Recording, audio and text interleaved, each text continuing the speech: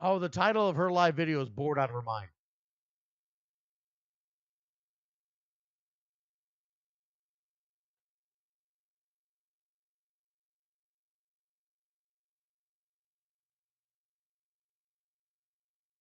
Bored Out of Her Mind. Unbelievable. Unbelievable. Okay. Got sidetracked there. Another thing I want to talk about, and I heard it today as I was driving down from Denton, coming back here to Brenham, and Stephen A. Smith has got a major problem with Dallas Cowboy fans. A major problem with Dallas Cowboy fans. So much of a problem that he laughed in a manner that was almost kind of eerie. He was so happy that the Cowboys lost to the Eagles.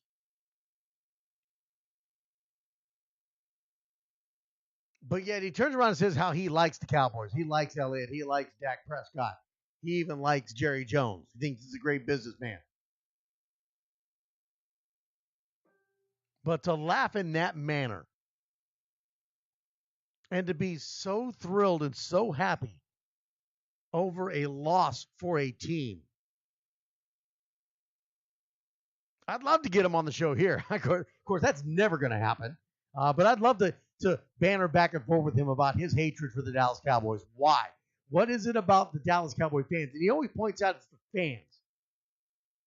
fans. He says that it doesn't matter. They could be 0-8. And Dallas Cowboy fans are like, well, we win the Super Bowl next year. Well, I hear the same thing out of the Dolphins. I hear the same thing out of Cleveland, the Browns. Same thing out of the Chargers, Denver. Every team fan base for every team says the same thing. Why don't he pick on them?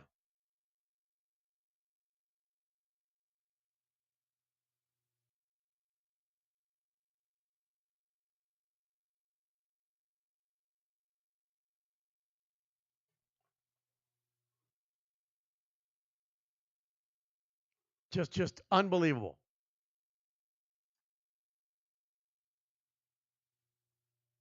Of course, the other big thing that's going on right now, and this is kind of in the Houston area, dealing in the Texas Youth Football Association right now, TIFA. It got put out today.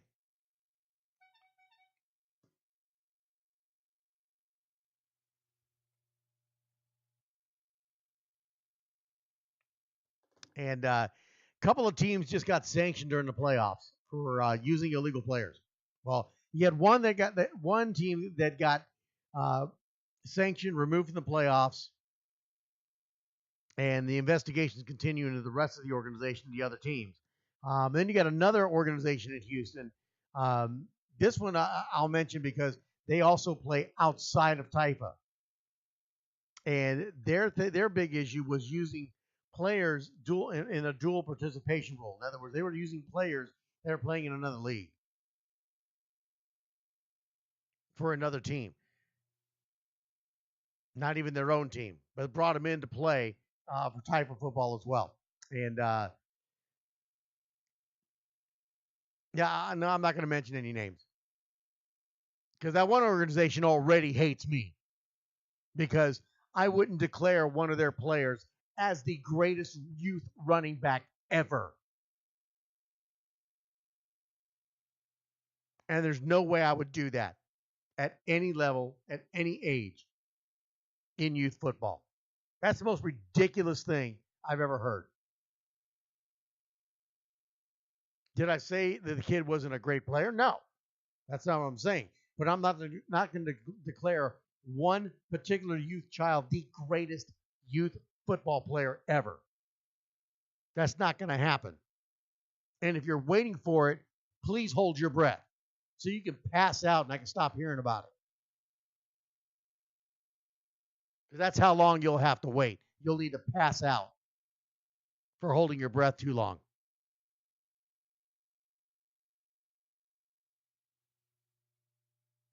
But this is something that has been a bit of a bit of a black eye when it comes to Houston in youth football. And that's some of these coaches, some of these adults will go through any length to make sure they win. Instead of taking what you got, work with it, coach them up, you go out and you recruit. Or you try to find ways around the rules. And we're going to probably get into this pretty deep on Wednesday.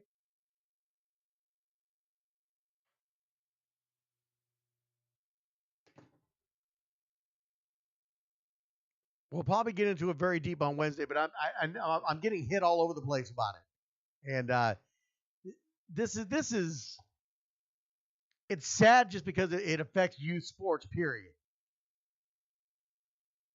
It doesn't just happen in Taifa. It happens in YFF. It happens in AYF. It happens in Texas Select. It happens in TSYL. It happens everywhere. It happens in Georgia, Florida, California.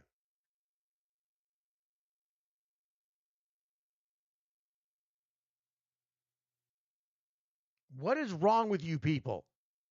We're talking about youth sports. That's what it is.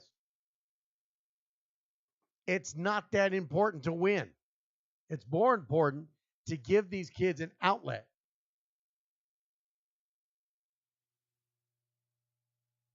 To be able to participate.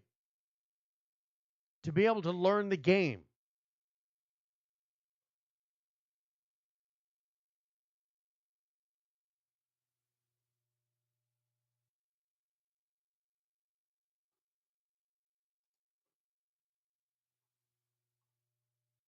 Like I said, tune into the Taifa Radio. I'm sure we'll get into this much deeper on Wednesday night starting at 8 p.m. Central Time here. And because I can't even look at Facebook. I can't even look at my phone because I'm getting so many messages about it right now. And I don't even have the whole story yet. But clearly something has happened. Clearly sanctions are already being placed. And things continue.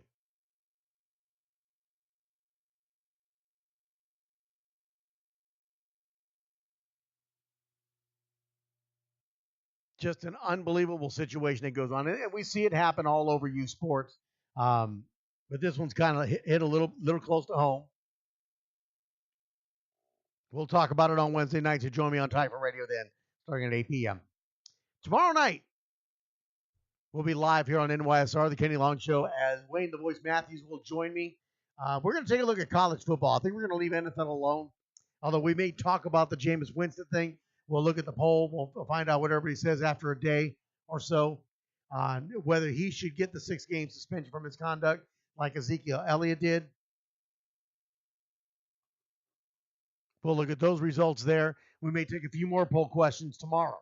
But we're going to take a look at college football as things are really kind of shifting when it comes to the top 4 for the college football playoffs.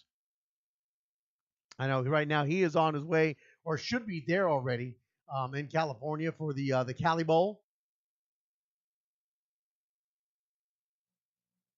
He'll be having a great time. We'll be talking to him. He'll probably give us some info what's going on out there in California for the Cali Bowl as he's out there reporting on that. Plus, we're gonna reach out to Brett Cooper. We're gonna talk about the Brett Cooper Junior Academic All-American coming up in December 27th to the 31st.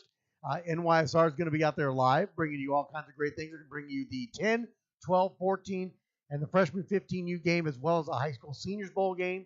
We're going to have a couple of live broadcasts out there during the event. We're going to talk to the kids. We're going to do a Cotton Bowl preview. Bowl games are coming up. Selections will be coming up soon. We'll find out who's playing in the Cotton Bowl. Find out who our panel of guests are. I talked to him, or actually I got reached out to last week, and I believe Aaron Wallace, former linebacker for Texas A&M and the Oakland Raiders, may be rejoining us this year. Had a great time with him last year. Be great to see him again. Get familiar and talk about the Cotton Bowl. Talk about the events there at the Brett Cooper. We'll reach out to them, get them scheduled. Got some other things that are coming up. We'll talk about that tomorrow night as well.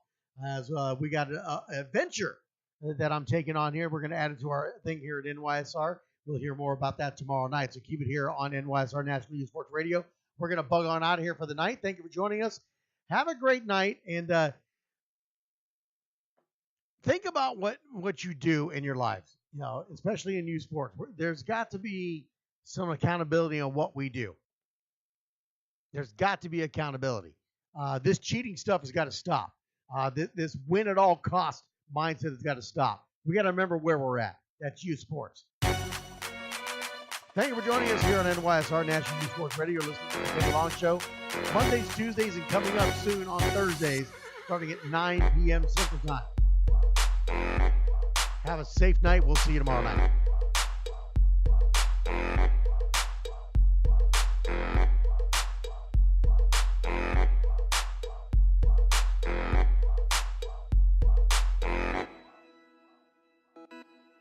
Listening to NYSR National Youth Sports Radio.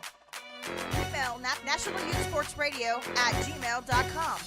Follow us on Facebook at NYSR National Youth Sports Radio. On Twitter at Kennie Long NYSR. For information on how to be a sponsor, call 210-5110.